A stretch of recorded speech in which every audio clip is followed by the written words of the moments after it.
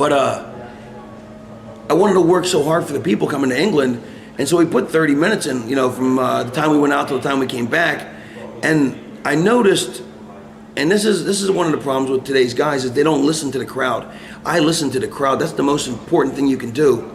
And the crowd was louder at the halfway mark than they were at the end. Basically, I should have went with a 15-minute match. And what I wanted to do was I got 2 sets of heat, basically. Got a set of heat on me. I made a big comeback. Went into some false finishes. Then we went out into the crowd. And then we got a whole nother set of heat going and a second comeback. And by the time we started the second heat, I realized the crowd was, not that we lost them, but if they weren't a level 9 before, now they were at an 8.5 or a 7.5, 8. You know what I mean? Which you never want to end lower than you start. You want to start hot, and then you want to settle it down, and you want to build up to there. And the highest point, the loudest point of the match should be the end of the match. And I misjudged the crowd, but at that point I couldn't do anything about it because he'd already got the second set of heat, so we still had it like, we could have got out of the match there, but that wouldn't have helped matter. So we just went ahead, and I just figured the best thing we could have done was just do what we did and went ahead and did the comeback. But I called most of the entire match in the ring, which I prefer doing as well, because then I can judge the crowd. And you misjudge it sometimes. I wanted to work extra hard, and I think it would have been, to make that match a perfect match, or as best as it could have been. And here's the thing: I thought it was a really good match. I was really happy with it. It's a really strong 30 minutes. But length isn't always the most important thing. Width is. No, that's a whole other thing. Length isn't always the most important thing. And I think if in being a perfectionist, to make that match as best as I could, what I would have done was I would have kept the first heat a little longer and just made the one comeback, and only went about 15, 18, maybe 20 minutes total. And I also would have put Raven over. And there was a couple spots in there that I went over with Punk that we could have done a little differently. A few things got a little sloppy accidentally. But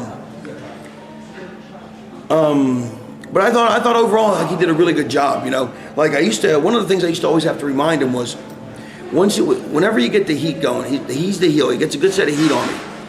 I'd get one big hope spot, boom, I'd go down selling, and he would always wait for me to come to him, which really hurts the match, because if he's beating me up for 4 or 5 minutes, and I do one move, how am I going to get up first?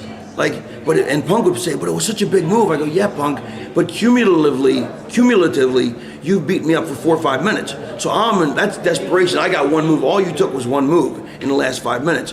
Always beat me to your feet. You have to. Otherwise, what happens is I come to you, and then if you stop me, I look like an idiot because you out-wrestled me. And I don't want to make the comeback that soon. And if I come to you, I got to start fighting, because I can't just come to you and just go hit me, you know what I mean? So I got to make another little rally, which I don't want to do there.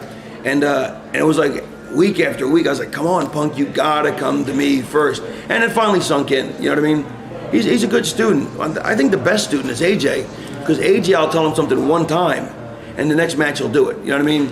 A lot of guys, it's hard to always correct stuff because you have certain habits. And you would think that somebody would just tell you something, they're right, you would just fix it, but it's not that easy, because you're ingrained to do things a certain way because you've been doing them for so long. I got to take a pause here and go to the bathroom. Okay, sure. Forward to meeting you somewhere down the line, but okay, Raven. One of the traits you're most famous for in wrestling are your promos. What goes through your mind as you put together a promo? I mean, do you think them up on the spot? Do you usually plan a promo?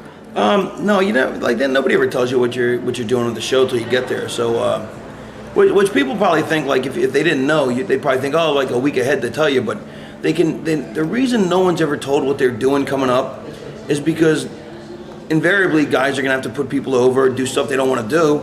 So if you tell them, beforehand, and they got all that week, let's say you tell them 3 days ahead of time, then they have 3 days to think about it, get pissed off, obsess about it, complain, cry, bitch.